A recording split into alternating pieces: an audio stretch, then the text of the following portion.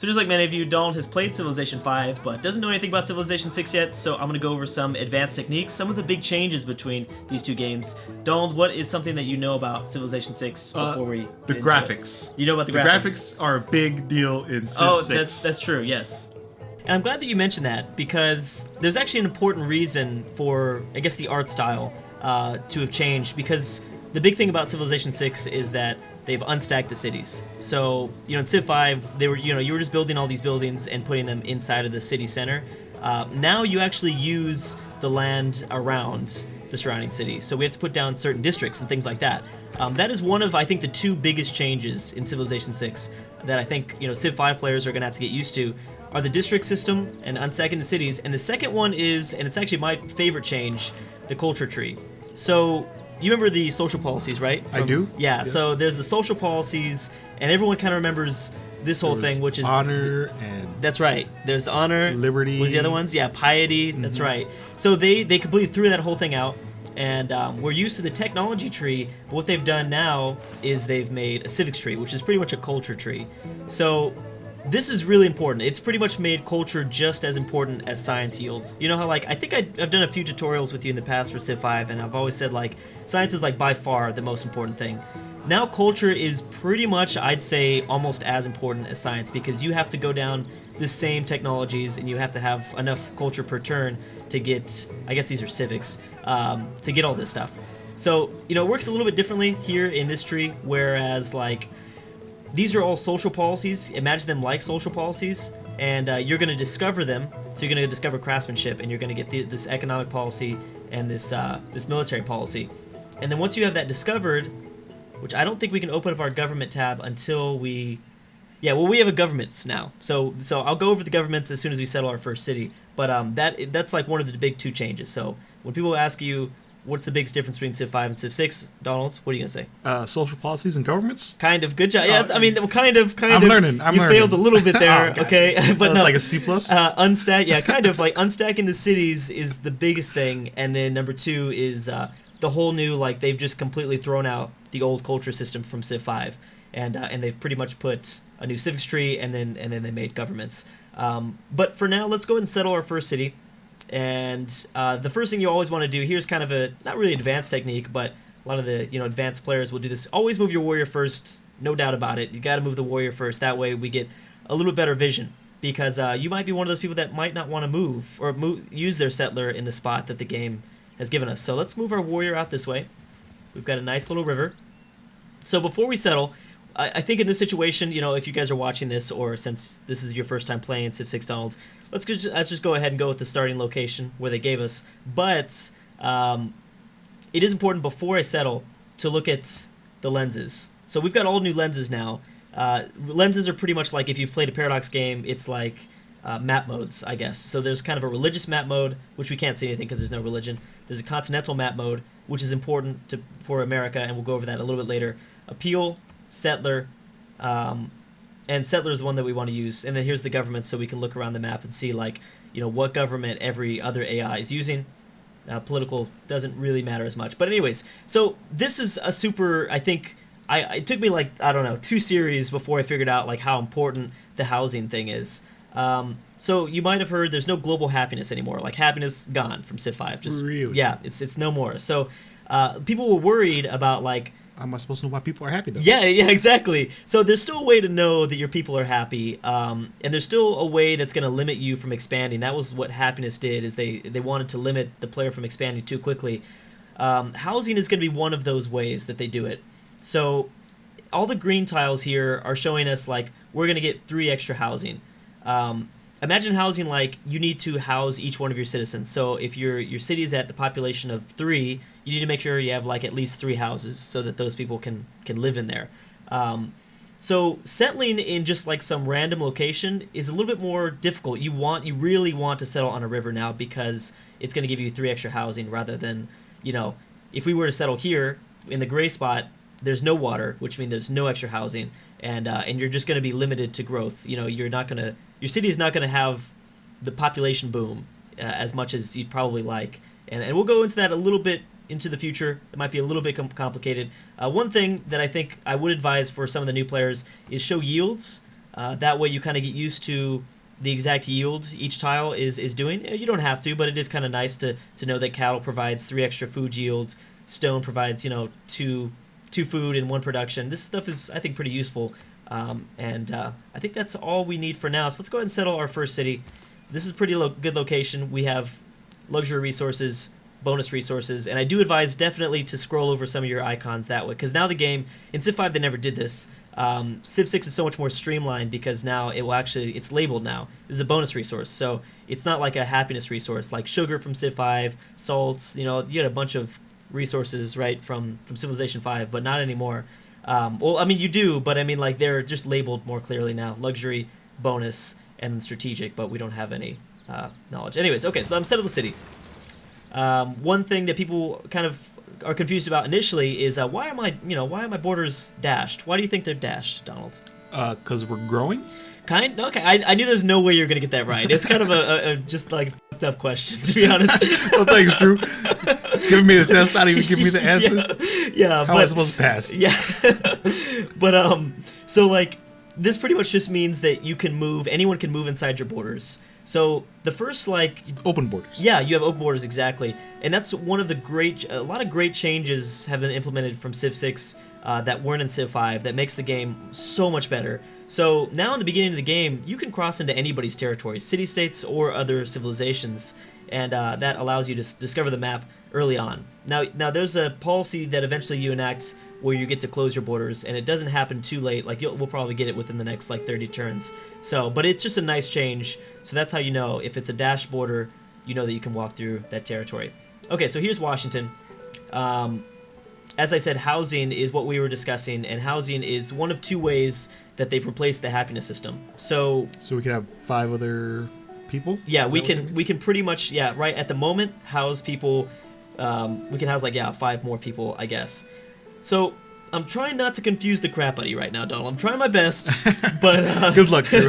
But it's not a super difficult game to understand, but maybe it might be a lot to throw at you in the very beginning. I'm gonna open up the screen. Maybe just close your eyes, because this I think is very complicated. It looks very complicated, and maybe for some of the advanced players, it's gonna be really useful. But if you're starting off new to Civ 6, I would say probably never look at this. But if you need to, it's a good way to kind of remind yourself how to get extra housing. So to gain extra housing, place improvements. So like farms, so like tile improvements, we need to build like a builder, and we can, the more farms we place down and things like that, we can get more housing. Plus, it doesn't even show us everything. It only shows us right now what we can do, which is kind of interesting. Eventually we get buildings that give us extra housing. So like the aqueduct or the barracks will provide extra housing, so that's kind of important. And then the amenities are pretty much luxury resources, so improve luxury resources to keep amenities happy. So it's +1.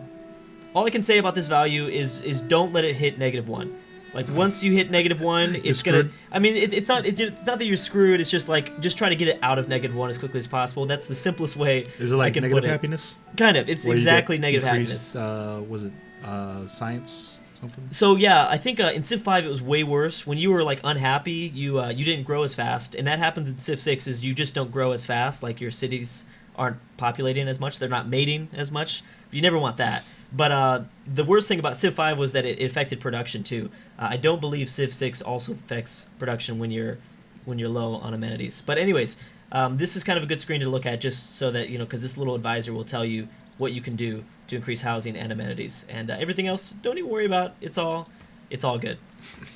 Okay, so we are on a continents map mode, and just to kind of review over here, we're playing as America.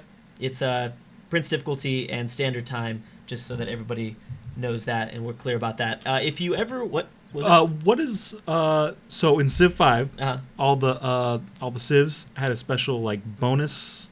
Yes. Do we also have special bonuses? That is exactly what I was going to get to next. Yes, that is, yes. And it's actually even crazier than before. So in Civ 5, there was 1 unique ability and then 2 other things, right? There's a lot more stuff now. So you can click this icon to look at yourself, which is kind of a nice little change, is now you can actually look at yourself. No, I don't think I can mess with him. I wish I could interact with him, like kind of touch him, and he's like, ooh. But no, you can't do that anymore. Yeah.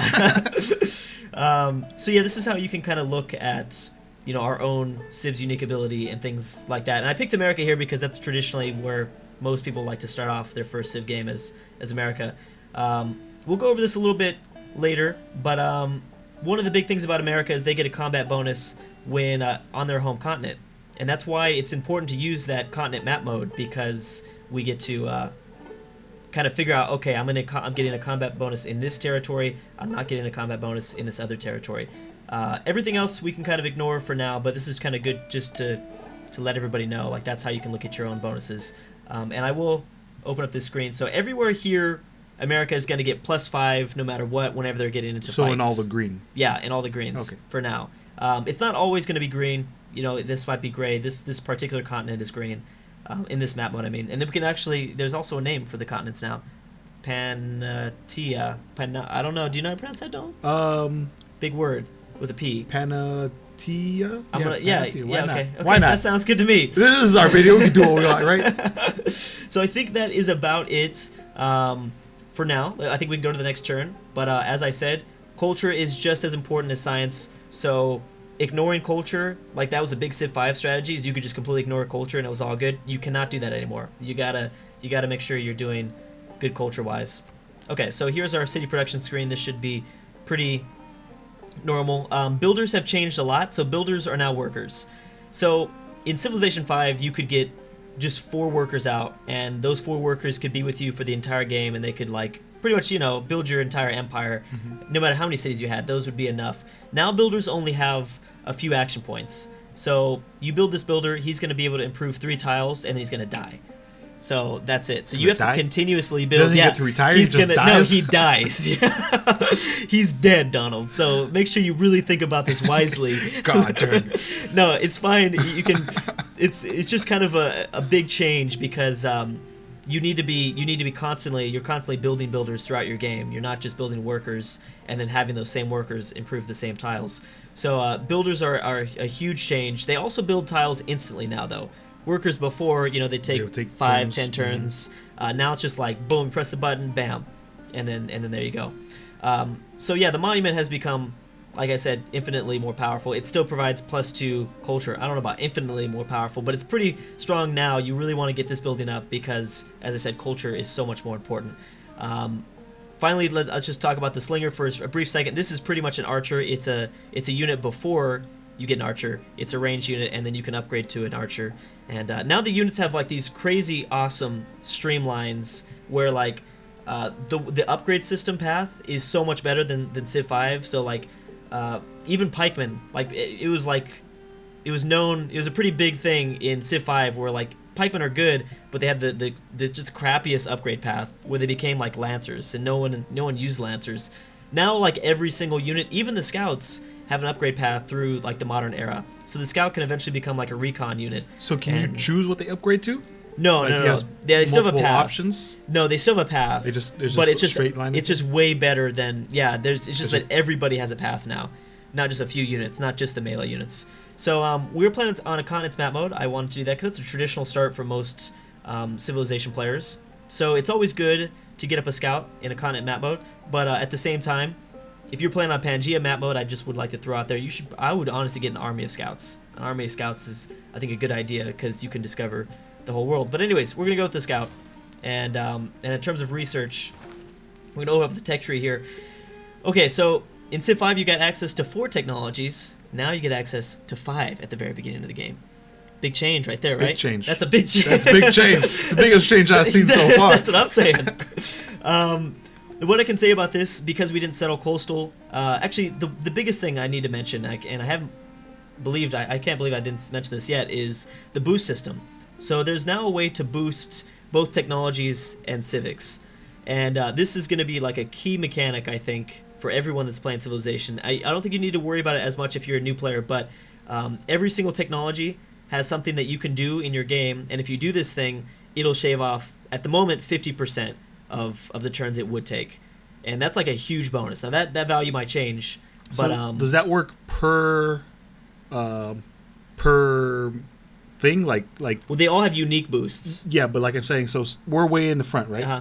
But say if we got like a trade route, would that count towards what we're researching, or would that count towards? No, that would only count towards this technology. Yep. Yep. So what we'd see is that writing wouldn't be boosted at all, but just this one would have like a nice little boost symbol. So it's always important now to kind of think about, okay, I want this technology, I want archery. So at some point I need to build a slinger and kill a unit. That way I can boost the time it takes to research it. And you're just trying to constantly get these boosts in both the technology and the civic tree. I need to make sure that I make that a big priority. So the civics also have one, improve 3 tiles, and things like that. And I'll go over advanced strategies, but meeting 3 city states is really important, because then if you can boost political philosophy, that's huge, because that's how you can start with your first real government. But I'll go over why that's important later. Anyways, astrology is how we get up a religion. So if we wanted to get up a religion as America, you probably should be astrology first. If we were settling near the coast and you wanted to play like on a more of a naval campaign, maybe going sailing first is important. And then finally, pottery we're kind of used to, giving access to granary. That's what I was saying, how like some buildings give extra housing, granary gives housing. And then depending on your location, you might want to discover one of these other technologies. But yeah, for the sake of Civilization 6, because that is a new victory type, the religious victory, we should go with astrology and maybe try to get up our religion. And we'll research that first. We're going to start the Crusades? We can start the Crusades. There actually are new like Casus Belli systems, so we can now declare like holy wars on people. We can say like, oh, I'm going to war with you because of our religion. Yeah, exactly. So it's really cool. Nice. And this is the new victory. So science victory is pretty much the same. Culture victory has changed a little bit. Domination is the same, and then the religious victory is... Well, good news is we're leading in all of them, so... That's true, we're going to win automatically by turn 1. And then there's a breakdown of the victory types if you needed to, get a little bit more details about that. Score is also pretty interesting, which hopefully we can go over whenever we meet other civs, but this is pretty much like... So Civilization 5 didn't have the best UI, and a lot of mods included, like... there was a lot of mods in Civilization 5 that allowed you to see more information as a player, and I think the developers of Civ 6 wanted to do that as well. They wanted to integrate that into the base game, so that's part of this score system. We can look at exactly how many other civs have built wonders, how many technologies each civ has, if they have a religion, great people, things like that. So this is really nice that they've included this. You just have to show details and then things like that, and then that begins to happen. But anyways, we're going to finally go to the next turn. Oh, what? It's time. Crazy. It's time. Getting crazy. Getting crazy. I think we might need to I don't think I'm ready for this right now. We got to reload, because I don't know if I want to do this. Okay, so let's move down to the south here and see if we can't find... Oh, we found water. So there we go. Now, in order to boost astrology, if we really wanted a religion, we should probably try to find a natural wonder. If we can find a natural wonder, then we can cut off like half the time it would normally take, because right now it's going to take 17 turns. That's a little bit ridiculous. That is a little ridiculous. That's a little ridiculous right there. But you can always boost a technology in the middle. Like, let's say like you had 2 turns away from discovering it. If you get the boost, then boom, you just get it automatically, if that makes any sense. So so you don't have to worry about like discovering it at a certain time. But anyways, there's a few other things before I hit another next turn, because I don't want to get too crazy here.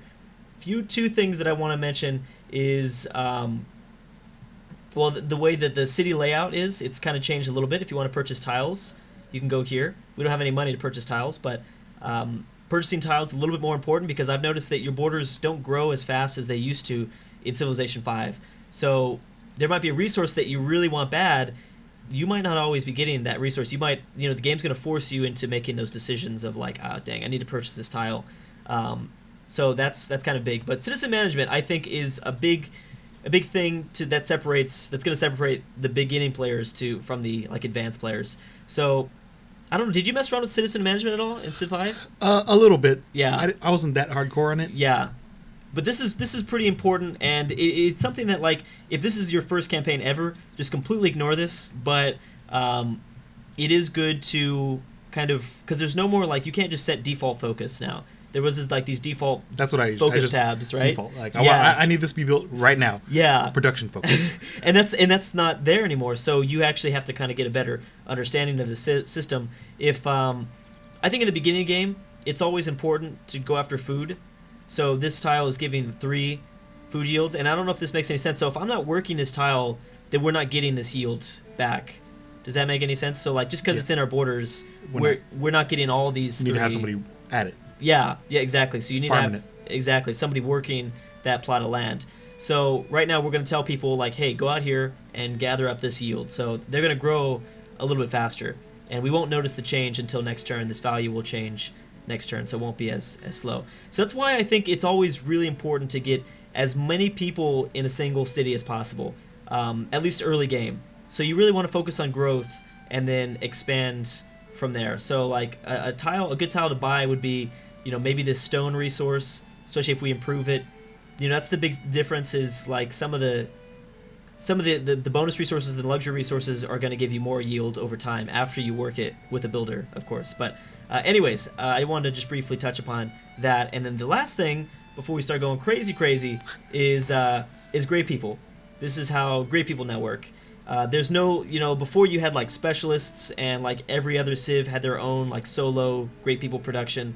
That's all gone. Now everyone kind of partakes in like a pool of great people. Everyone is racing for great people throughout like the eras, and we can actually see some of their names. So like if we went after the first prophet, we'd get John the Baptist, and the prophets obviously are going to give the same bonuses, but like scientists don't always give the same thing anymore. And that's the case for most of these great people now. So this particular dude, I don't know what his name is. That's a big old word. I'm not going to try to pronounce that one. But triggers the Eureka moment, which is like the boosts, like I was telling you, for 3 random technologies from the classical era. So that's like almost a little bit better than discovering 1 random technology, because you're getting 3 boosts. So that's pretty good. But everybody offers different things. The great engineers don't always just like shave off production time anymore.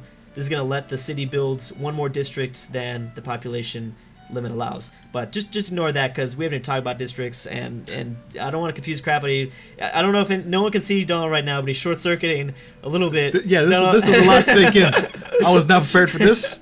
How do you recruit people? Because I see progress bar. Yes. For, I'm guessing, all this you and all the civs. Yes. So you need great people points. So you need great scientist points. You need great prophet points. You need those points. And one very easy way to do that is to enact policies and put them into your government.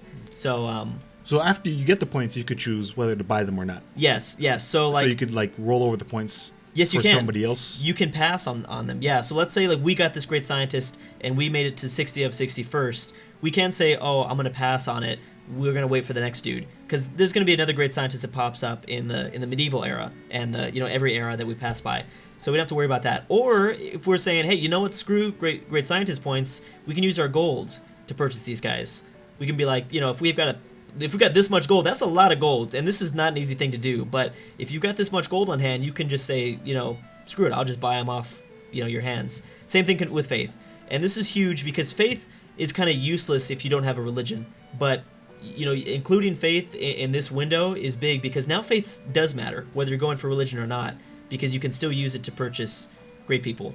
So anyways, and obviously these values change as time goes by. So these values like get higher. It becomes more expensive in gold and yield to purchase these guys off in the later eras. Okay, so I think that is everything that we really need to discuss. But for now, let's go to the next turn. It's daytime, and it's several minutes in this video, and we've made it on turn 3. So that's cool. That's cool. We're really trucking along here. We are. So what do you think this is, Donald? Is that ancient ruins? That is an ancient ruin, but this is now called a tribal village. Village, yeah, there you go. There you go. You can read, Donald. Tribal village. I tried. Discovered. So notifications still pop up on the right hand side of the screen, and the only thing that's really changed in terms of the UI has been that obviously the map is over here now, and yeah, so that's kind of one of the big changes, or not really big, but UI changes. Okay, so we're gonna go figure out what's going on here. What's happening? Okay, so this village gave us an inspiration, which is a boost inside of our culture tree. So now it's only gonna take half the time to go after craftsmanship, which is really useful. These ruins are shaving off time for us. So would that be? So it's like 2 boosts. We could get technically 2 boosts per thing, or does that just automatically trigger the boost for that thing? That just that automatically so now you can see like boom, there's 50%. Okay. So I've already boosted it. So then we don't need to build the 3 tile. Yeah. Yeah. Gotcha. Yeah. So now we don't have to worry about that, which is really helpful. But yeah, and I didn't mention that everyone obviously has to go down codes of law before they go. That's like Civ 5. You had to get agriculture or you were given agriculture, whatever. Anyways, so let's I guess kind of continue to go down south, and we need to talk about districts and things like that. But one thing that I can mention as we go to the next turn is so you see these cliffs. Yeah, it looks really nice. Yeah, it's got nice little waves. That's what I'm saying. But it's interesting because you can now, a base game unit wouldn't be able to go up on this tile. So these cliffs are blocking the path. So imagine some cliffs as being almost like mountains where they're impassable terrain. If we were embarked and we're trying to get up on this tile, we couldn't do it. We'd have to go to a beach first and then get up here. So that's kind of a small change to movement. And the big change to movement, which I didn't announce yet or talk about yet, is so like warriors in Civ 5, they could move here into open terrain, and then they can move straight up a hill, right? Do you remember that? Mm-hmm. Now they can't do that anymore. So now, like, if I click here, nothing would happen. That is because moving into a forest or a hill costs 1.25 or 1.5 movement points. So you still have 2 movement points for the warriors, but moving into rough terrain costs a little bit more. Yeah. So it's really not that big of a thing. It's gonna take some getting used to if you're not used to Civ 5. But I don't know what happened here. But so now, like, when we come up here, like, that's it. That's all we can do. We had to, that ate up all of our movement. It's just something that I thought was it just felt strange coming from Civ 5 playing to Civ 6, but you get used to it pretty fast, and it's a pretty smart change, I think, for the most part. Okay, so here's kind of advanced strategy that I should have mentioned before, maybe somewhat advanced strategy. What do you think of so this is Tundra. So where do you think we are located on this map? Probably like the South Pole. That's right, exactly. We're more on the south. Exactly. Looks like, I'm assuming. Yeah, that's exactly what it is. So if you ever find Tundra to the south or Tundra to the north, you know that, like, okay, I started off next to, like in this case, I started off in the southern hemisphere of this map. So more than likely, since we're playing on a continents map, people are going to be somewhere along up here. I mean, they could be next to us, but they'll probably be up here somewhere. So that's just kind of a small thing to look out for. Tundra allows us to kind of see, where we're going, where we're at. Also, Tundra is kind of an indicator that there's probably going to be a lot of barbarians around. Oh, God, barbarians! barbarians! Yeah, barbarians are just as hardcore as they were in Civ 5. I think even more hardcore. Oh, I hate barbarians. Yeah, barbarians are tough. Okay, so I'm going to go off this way and go across the river. Our scouts can now move by 3 tiles instead of 2. And they also have a dog? But they're still affected, yes they do. And but they're still affected by the movement, the same movement that we talked about with the warrior. Mm-hmm. So all that system is still in place. So this is a continents map. I wouldn't suggest building any more than 1 scout for the most part. Maybe you could build 1 more, but as I said, we should probably think about building a monument.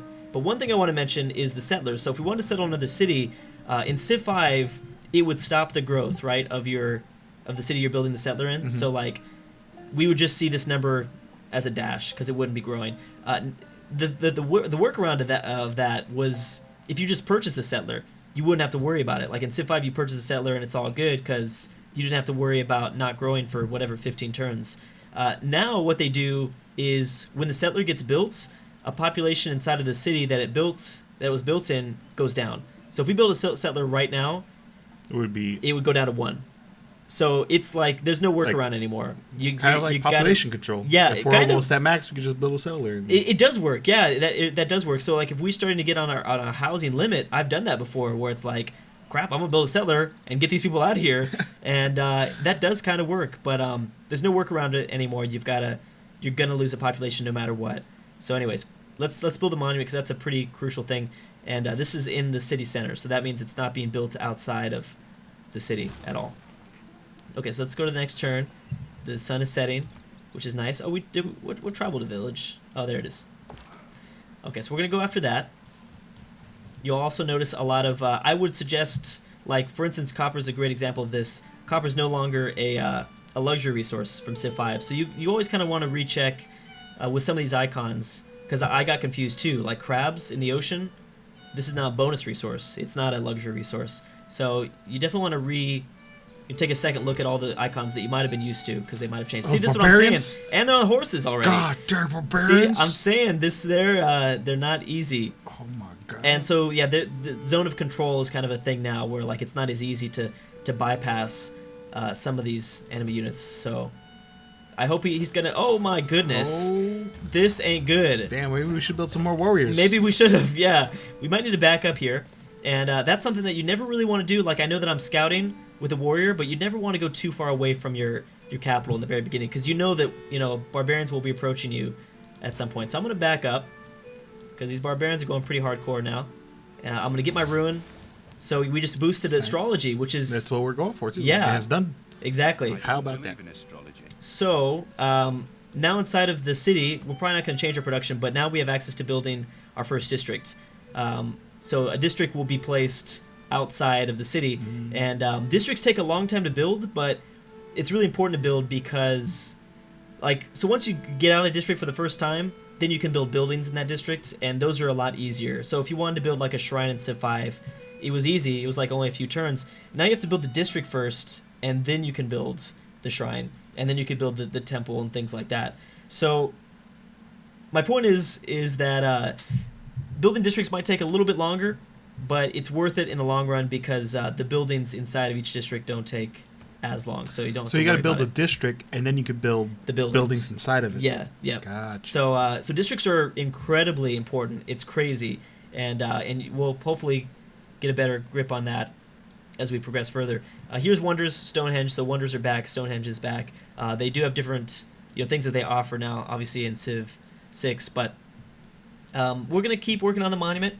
As I said, it's pretty important. We did just get access to astrology, so if we want a religion, you definitely want to build a holy site as quickly as possible. That way, because the holy site is going to give us 1 great prophet point per turn, and that's how we get out a great prophet. It's kind of confusing getting a religion up initially, because I didn't know how to do it. From Civ 5, it was super simple. You just got faith, and then eventually you got one. Now it's like no, you actually have to get great prophet points, and you actually have to look at this great people screen and make sure that you're generating points per turn. So getting up a holy district is one of the ways we could start generating great prophet points. Okay, so next technology, we should probably just go animal husbandry. Yeah, because we got those cows right there. Exactly, exactly. Delicious milk. And one of the cool things too is that it'll tell us now. You can actually see requires mining.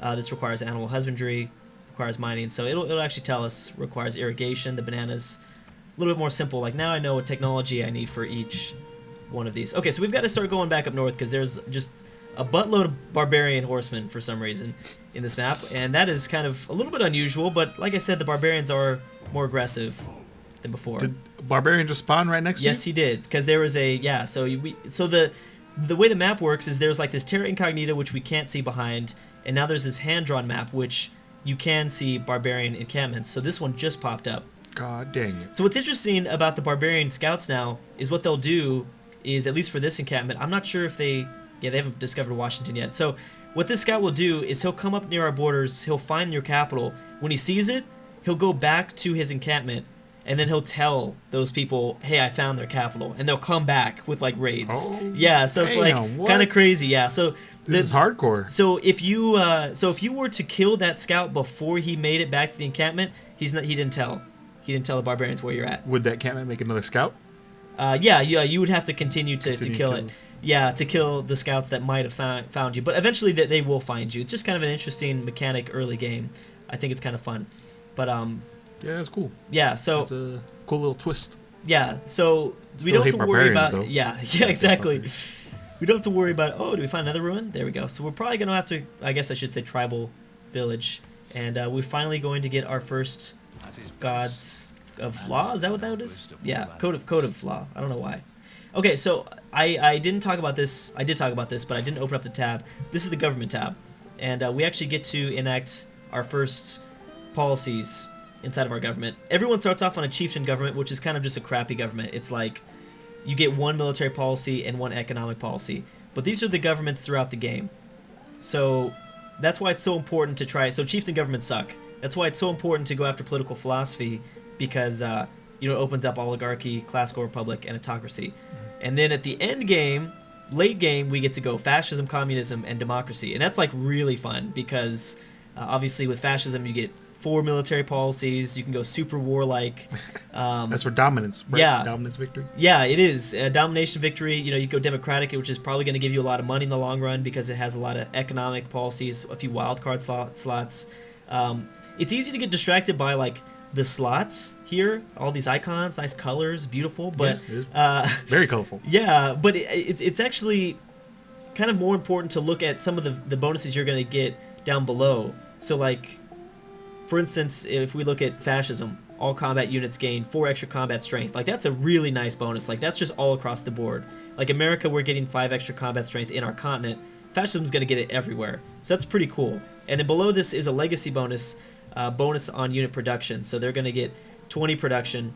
We have to keep in mind though that as America, these values are going to look a lot different than everybody else because we get like double these legacy bonuses in each government. So, but yeah, so keep in mind, I know that everyone looks at the slots, but these bonuses below are pretty important. So like Merchant Republic I love to get because they give you 2 extra trade routes. So you make a lot of money. And like I think initially you think, oh, if I want to go for like a warring domination game, I need to go autocracy, monarchy, and fascism. That is totally not the case. I've done several like domination campaigns where I actually went Merchant Republic and then democracy. I don't think democracy, I never tried that, but communism, because it's good to have a lot of money. You know, you have to support your huge military with like a huge economy. So it's kind of there could be a variety of strategies here inside of the government system. But anyways, so everybody starts off with these policies, and I would suggest probably going discipline, because if we're on like a Pangea or continents map, getting combat strength versus barbarians is very important, nice. Especially if they got a bunch of horses coming at you. Exactly. And then economic policies. So this is simple. If you want a religion, you have to go God King. If you don't, if you don't care about religion, then just go production in all cities. But we want to go Xerxes, the God King. That's right. Xerxes, the God King, exactly. So we want to start generating faith, and then we also hit gold in the capital. So we're going to confirm that, and we'll be able to change those policies every time we discover a new civic. So we won't have to wait too long. We'll probably go after Craftsman because it's going to give us 12 turns instead of 23. We're going to want to think about how to boost this foreign trade one, because we're going to definitely discover different continents soon. I guarantee. Actually, we'll probably discover a different continent in probably, I'm guessing, the next few turns. I'll talk about that because I know that it seems confusing, and I wish that they changed the name behind like continents. So we're playing on a continents map mode, right? And you would think of a continent as like a big island and another big island or something like that. Mm-hmm. Continents now work as like, if you're playing on a continent or Pangea map mode, continents are like that divide between Europe and Asia, where like it's not super distinct. Like no one really knows. Do we really know where Europe starts and where Asia begins? So that's kind of what we're gonna see. We're on a huge landmass, but it's gonna be divided into 3 or 4 different continents. So probably 2 actually. So it's kind of important to remember that. So America's not gonna get their combat bonus on this entire landmass. Eventually, we're gonna have to realize like, oh, okay, this is where our continent stops. Okay, those barbarian horsemen are gone. So as I said, we got to go back with our warrior. I just want to point this out. Yeah, I'm really enjoying the music. Oh, you're liking? Yes, I like this. I love the music. This is nice. In Civ 6. Yeah, the music is really good. And everybody has unique songs, just like in Civ 5. And we found the Congo. Okay. So Congo is amazing. He's totally an amazing Civ to be next to, because this is like Gandhi. Is he like the Gandhi? He's not like the Gandhi. Gandhi is in the game, but he's awesome because he gives us, I don't know the exact bonus, but he gives us a crap ton more gold for sending trade routes to him. So this guy is like amazing. I love him.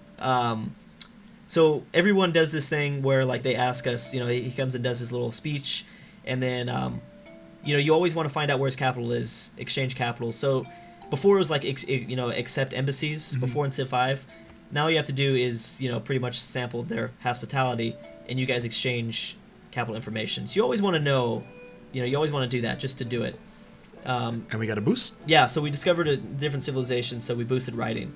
So this is great. The Congo right next to us, because again they are amazing sending trade routes to them. I'm so surprised that we have not found another continent yet. So that notification was showing us that the barbarians have found us, and now what this dude's gonna do is gonna come back.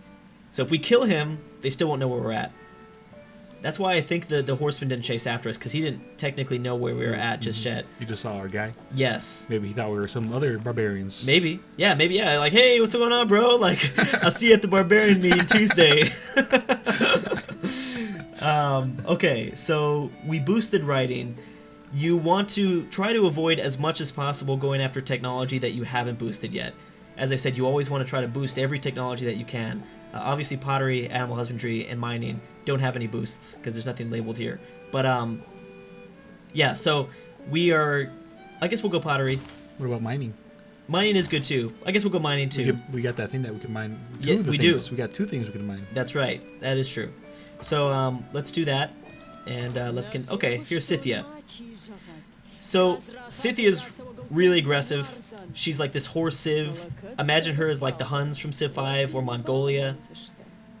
She is going to be pretty aggressive. She's got like some early game she looks pretty pissed at you. Units. Yeah, I know. Yeah, she's sexy. Like I liking the angry look. Turns me on right here. So we would love to sample your hospitality, and again, because her lines are dashed, we can go into her. Well, now we know where the barbarians are at. That's true. They're actually fighting Scythia. So before I go forward, this is the new diplomacy screen, and it's important to kind of look at this stuff. I feel like this is lost in translation. Not as many people, I guess, notice this. Access level. Like, you can actually dig deeper and look at, like, how our relationship is doing. So we're going to get different modifiers for doing certain things. So we send a trade out to him. It's going to say like +2 or, you know, things like this. So it's also going to give us advice on, like, how to raise our I'm sorry, this is access level relationship. There you go. I was on a different tab. So it's neutral right now. So we're going to see different things across the board as we go further into the game. And then access level is the gossip system, but we're not going to talk about that. It's not as important, but there's ways to know different information. But yeah, so this is that, and I'm not going to talk about too much stuff because a lot of this stuff isn't super necessary to know for beginners, but this is kind of good just to remind yourself, like, his agenda. So every AI has their Civ agenda, which is like how they play the game, every game, and then they're going to have some random hidden agenda. So this hidden agenda could be like they respect people that build a large air force, or they respect people that like have high production. It's like one of, I think it was like 24 different hidden agendas, and randomly it's going to be distributed across the game. But this is an agenda that what's his name? Movemba gets every game. So he likes civilizations that bring religion to the Congo, dislikes civilizations that have founded a religion but not brought it to a Congolese city. So this is kind of good. So we just got to make religion start giving it to him. That's right. Yes. We got to start sending him over there because he's going to like us more and more. Take our religion. Exactly. And then we're going to become friendly. It is good to kind of know like every Civ's governments because that way we can... It's going to affect our relationship. So like at the end game, if I'm a democracy and he's a communist civilization, there's going to be a negative modifier between us. We're not going to see eye to eye. So it's always good to kind of review over their agendas. So like Scythia likes civilizations who are their declared friends, hate civilizations who backstab and declare a surprise war on them. And I've done that before. Oh, it's really bad. You definitely do not want to declare a surprise war. So surprise wars are like declaring wars without having like a casus belli. So like I said, a holy war is a good example of a casus belli. So let's just see if she can, you know, if she'd be willing to accept this. Probably not because it's too early. Yeah, so it's too early in the game, but it might be good to try to become friendly with her so she leaves us alone, because I don't know how aggressive she's going to be in this campaign. Maybe the barbarians will keep her busy. Maybe. That's usually a good strategy. It's always kind of a good strategy, like maybe an advanced strategy would be if we were to find like, probably not the Congo because the Congo will be pretty peaceful, but if we find like an encampment just like here next to their city, let's leave it there. Like rather than killing the encampment, leave it there because it's gonna mess with the AI for a lot of, you know, the AI is gonna have a tough time taking it down. So choosing wisely which encampment you destroy and which ones you leave is actually a pretty important thing. Okay, so if we kill this scout, then they still won't know where we're at. So I'm gonna try to attack this scout. One of like I was so happy to find out that when you kill the scouts, their dog doesn't die. I would have been so sad. Like, it'd been a depressing day. Does it, like, run off into the forest? That's what it does, yeah. Which is kind of even more sad, if you think about it. He's either going to be a wolf, or he's going to die out there to barbarians. Who knows? Let's see if we can get this. My trade delegation. So he's given us over, like, a delegation. We can, like, he gives this specific civ gives fufu. I have no idea what the hell fufu is. But it's a meal, apparently. Yeah, because most of the time you give off meals. So America, we give apple pies to people. Yeah, and in Spain they give churros. It's kind of cool. Yeah, so it's just kind of like a nice, like, hey, here you go. I want to be friendly with you. Now I'm hungry, Drew. Thanks. I know, me too. I don't know what fufu is, but I'm gonna eat the crap out of it, whatever it is. Barbarians approach. Okay. So yeah, we could do the same thing if we went to the Congo and said, like, send delegation. It doesn't show us what we give, but I tell you, yeah, I'm telling you, America gives apple pies. So there you go, and he's gonna thank us, and now our relationship is gonna be a little bit better. I think if we look into this, first impressions, and then we sent a delegation, which is +3. So we're doing pretty good. We want to be cool with the Congo because he's awesome. He's a nice guy. He's a nice guy. So I think it might be a good idea. I think it's time to build a settler so we can find our. No, maybe I should work around the districts just in the case of this scenario. So I think it's really important to start to think about adjacency bonuses in Civilization 6. Really important to kind of, like, look into some of the bonuses that you get. So when you discover districts, certain districts are going to be like, I'm going to get more if it's, like, +1 faith from every 2 adjacent districts, from, every 2 adjacent wonders. There's a lot of things in here, so it looks like a lot. And I would say don't worry about it yet, but as you play further into Civ 5, remembering what districts are going to get adjacency bonuses, it's going to be pretty important. So if we built it here, we're going to get +1 faith throughout the entire game. It's kind of like building, like, a tile improvement with great people in Civ 5. If we built it over here, we wouldn't get any extra faith on top of it, So +1 faith on top of what the Holy Site gives us is pretty useful. So I guess we'll build it there. We're getting +1. Yeah, so just something to kind of keep in mind. You want to look for these +1s, +2s, and the most you can get is +3. And then remembering those adjacency bonuses are pretty important. Okay, so let's go after the scout and see if we can get the kill as the sun is setting. And I guess we'll move up this way. Keeping in mind, like, what luxury resources and which bonuses are around you is important. That way when we go after our next city, we'll have a good idea for another spot. So did we find another continent yet? This is so strange. This is not normal, but you usually find... Oh, we did. So technically the Congo, we're in a separate continent. So if we head up more north, we're going to see most of this area kind of labeled white in this map mode.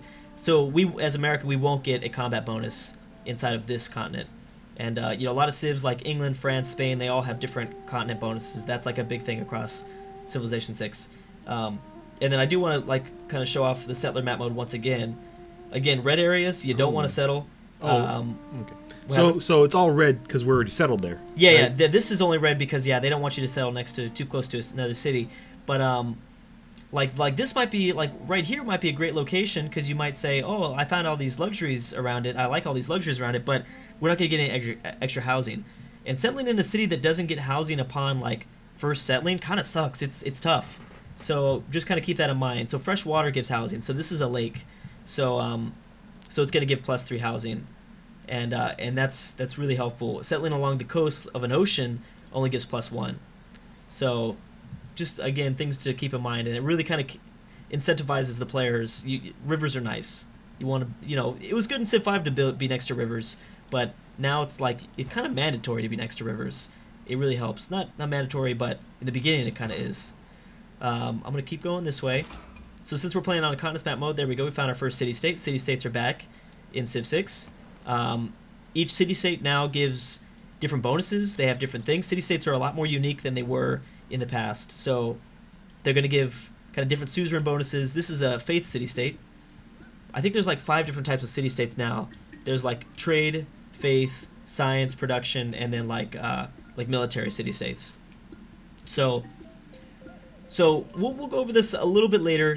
There's a new way to make city-states happy. You don't just throw gold at their face anymore, because that was just such an annoying system. Like, that didn't make any sense. So we give them envoys, and I have no idea what the hell an envoy is, but we'll go over that a little bit later. Quests are back, And this is something that it's easy also to kind of forget about, but they'll be saying like destroy 1 barbarian outpost within 5 tiles. This is just a specific quest for them, but keep in mind quests, because that can give you more envoys to the city. And when we get an envoy, I'll talk about that.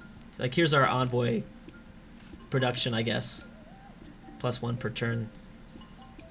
But yeah, I'm gonna wait. I'm gonna wait before we talk about that. We're just gonna not talk about that until we have to.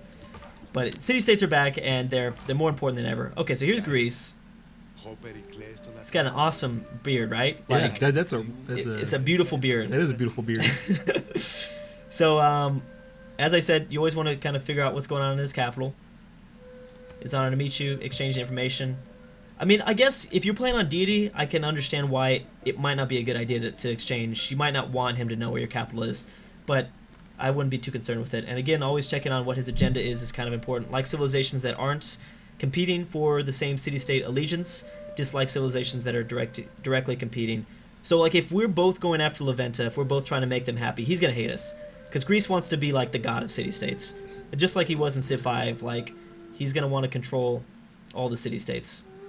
We'd also look at his relationship towards other civilizations. So right now he's unfriendly towards Scythia.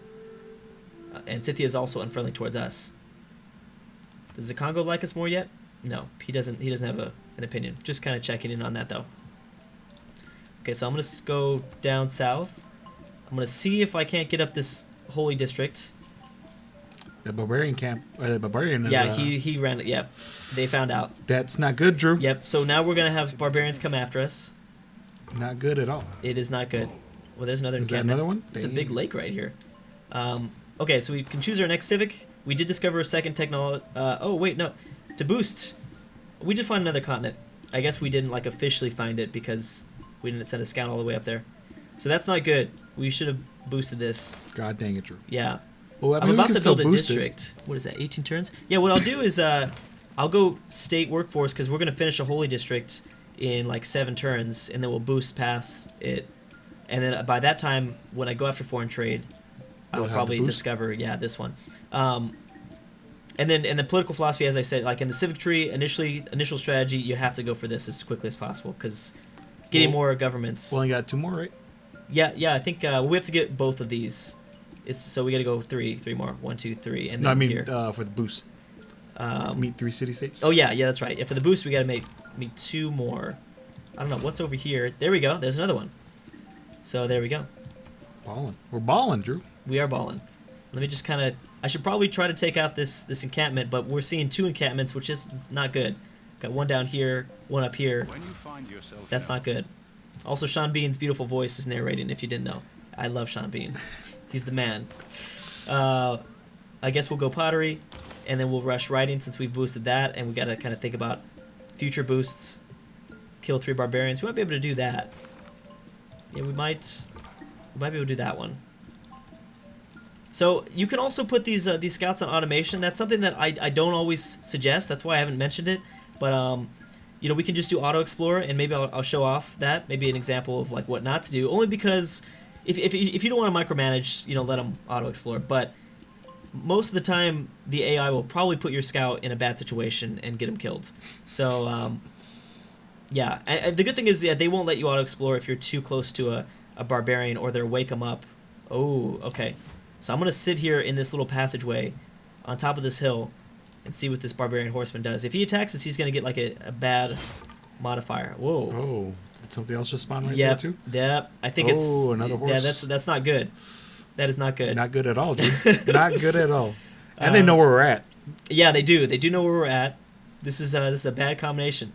Canal cities are back, so we could always settle along in between this. I'm assuming this is an ocean and this lake. If we settle right here, then we can move ships back and forth. So canals are still kind of important, somewhat. I think we're good there. I think we need to find another city-state. That's really what we need. Okay, so yeah, this is what I don't know what Greece gives exactly, but he's saying that it's not a large wooden horse. Does that make? Do you know what that is? Didn't they? You're onto something. You're onto something. A present to somebody with a wooden horse. Yeah. There was a bunch of people inside, and they just got slaughtered. There you go. You remember that Brad Pitt movie? I know you do. Troy. Yeah, Troy. Yeah. Yeah. So his thing is he's like, don't worry, there's not a large wooden horse involved. I think that's funny. Oh, we found our first Pantheon. Perfect. And that's before we got our Holy Site District. So a lot of these Pantheons should be kind of familiar to you.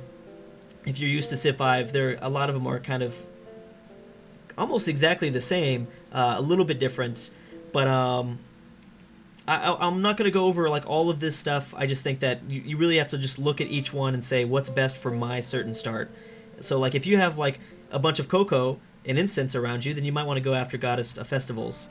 Same thing if you have a bunch of, well, this is probably even better because, as I said, culture is even more important. But bananas, citrus, cotton, all this stuff, you might want to go oral tradition.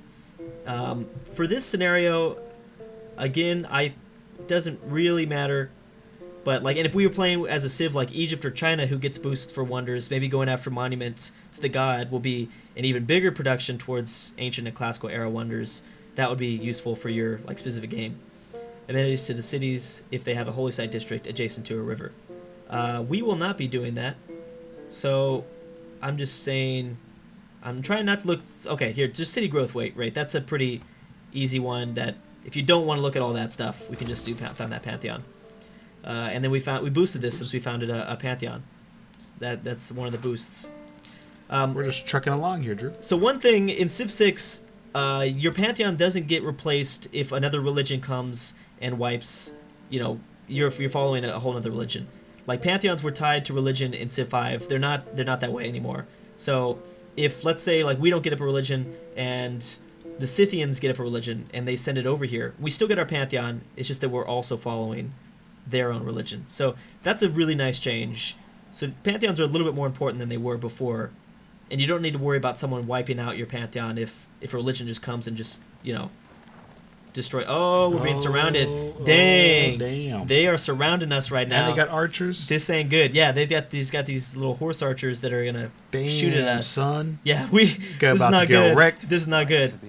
And there's our first natural wonder. Oh, fancy. So the Dead Sea. A lot of the natural wonders in Civ 6 are multiple tiles, which is kind of cool. Sometimes they're impassable. This is the Dead Sea, which is like a really salty sea in the real world. But in this game, it's considered fresh water. So I'm pretty sure it's gonna change. I'm pretty sure that's gonna change.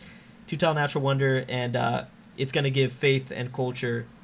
And there you go. It says it's fresh water. But so we could technically build our city right next to the Dead Sea. Yes, we can. Since it's fresh water. Yeah. So that's actually a good idea too, because some of the natural wonders get even more bonuses, even bigger bonuses than Civ 5, where if a unit heals completely, if they have a unit will heal completely if they are adjacent to this Dead Sea, and it heals for that turn. So if we have a guy that's on 1 health and we just heal next to it, the next turn he's going to be full strength.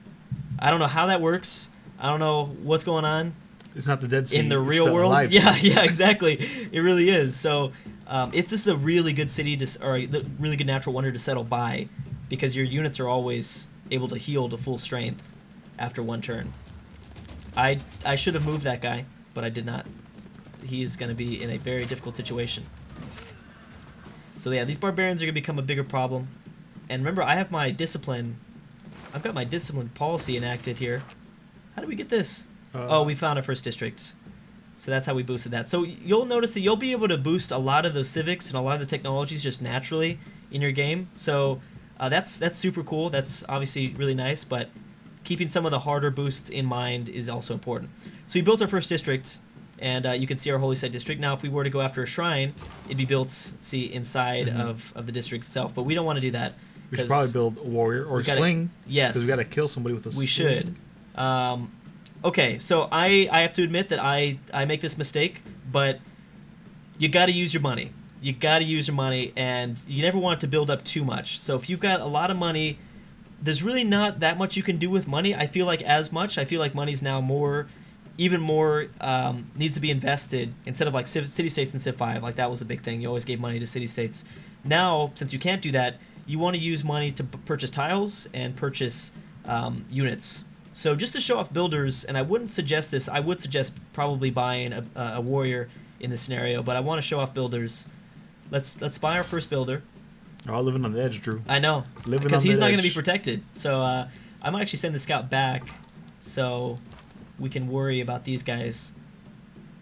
I'm gonna move this guy back. Can cities still shoot rocks? They can shoot rocks, but you have to build the ancient walls first. So now you have to actually build walls before you can shoot rocks. Yeah, before you can shoot rocks, which is crazy. Yeah, I'm guessing now maybe they're like chipping off sides of the walls and then throwing those rocks. I don't know. Yeah, this is not, I don't think he's gonna attack. He's gonna try to go back towards our capital. That ain't good. He wants that builder. He does. Yeah, I think maybe he knows. We should be finding that other continent soon. This is crazy. Okay. Can we attack him with our war? We can, yes. The only thing is this guy's going to attack us, and he might kill us. Let's see if this goes all right. I think the battle animations are a lot, really cool. I'm really digging these graphics. I really like it. Yeah. The little hand-drawn map. I like it, yeah. Cartoony guys, they're cool. I like this. So you always want, since you only have 3 builds with most of the builders, unless you're China. China gets 4, but 3 builders for the most part, or 3 actions for builders. You always want to go after the big resources initially. So since this is our first builder, we want to go after luxury resources and bonus resources. So that's what we're going to do here is we're going to go boom, and then we boosted that since we built our first mine. And kind of keeping in mind, what citizens are working and things of that nature too. So we can lock it down by clicking it, and there's a little lock that pops up. But, probably we definitely want to improve this tile. So you really only want to improve the tiles. It's even more important. You don't want to just improve random tiles anymore. You want to improve the tiles that your people are working. So naturally your city's going to try to work luxury resources and bonus resources as soon as possible. So then looking into your city and saying, okay, since my citizens are working this, I might as well build improvements on this tile. Because if I built like a farm here, that's not going to do anything because I'm not working that tile yet. In the future I will be, but at the moment it would be kind of a waste. So keeping that in mind is pretty important. Let's go ahead and go after riding since we boosted that. And let's go to the next turn and see if this guy dies. More than likely, I think he is. That horse archer is probably going to come. Nah, Drew, I believe he's going to live. All right, let's see. I believe in our guys, Drew. This is it. Oh, I believe in our he guys. got shot in the face and he survived. He ain't got no arrow in the knee this time. Yeah, no, that's right. He's going to be, I think, maybe okay. I don't know how we're going to protect this builder because this guy's... Here we go. Perfect. Okay, so promotions now. There's no more instant healing, but whenever you give a promotion, he gets 50% of his health back. So that's really helpful. And now we can actually see what promotions are going to lead to. So like before you were just blindly picking promotions in Civ 5. Now it's like, oh, now I know what I'm going towards and things like that. So I'm thinking... I guess it depends on your situation, but I always like going towards the left side, getting combat strength versus melee and range units, because I'm not a big defender. If you're playing tall, then maybe going down this side would be better. But I'm going to go Battle Cry, and then we can change our civics around. So definitely foreign trade, and to boost this, grow your civilization to at least 6 population. I don't know if that's going to happen. We're at 3. Oh god. Yes, we're not going to boost that. There's no way. And we want to improve the cattle, like I said, because we're working that tile. Oh. More barbarians. Goddamn barbarians. Yeah, the barbarians are pretty bad initially. Whenever you're playing on a continents or Pangea map, they're going to be, for the most part, pretty much everywhere. So Greece is telling us he likes that we're not going after any, familiar city-states. That's just going to pop up every so often. The Congo might come up to us and say something like, why haven't you sent your religion over our way? He might be kind of getting upset a little bit. That's just like an example. Okay, we got to get our stuff together here. Do you get a promotion? Okay, he got a promotion. We've got to kill this horseman. I might just back up and go inside the city. That way we don't lose any of these guys for now. So like I said, we get this built instantly, and keep in mind that we're getting housing from these tile improvements. So that's one way to improve housing early game without having to build any sort of buildings or anything like that.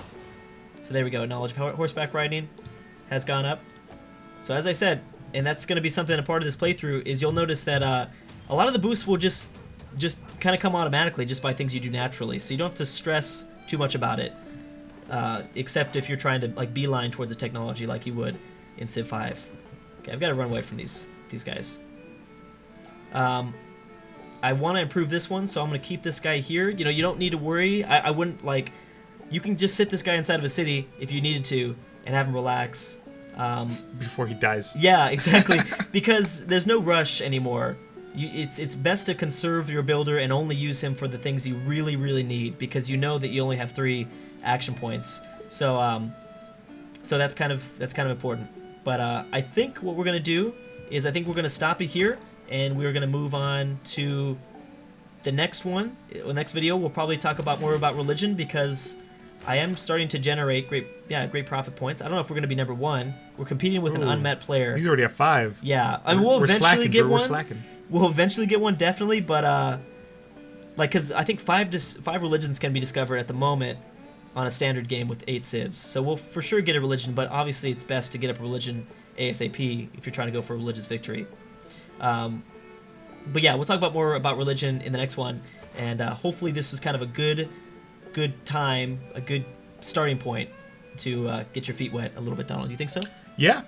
I think this is a great start to my Civ 6 experience. What do you think is so far your favorite thing, your favorite change from Civ 5 to Civ 6?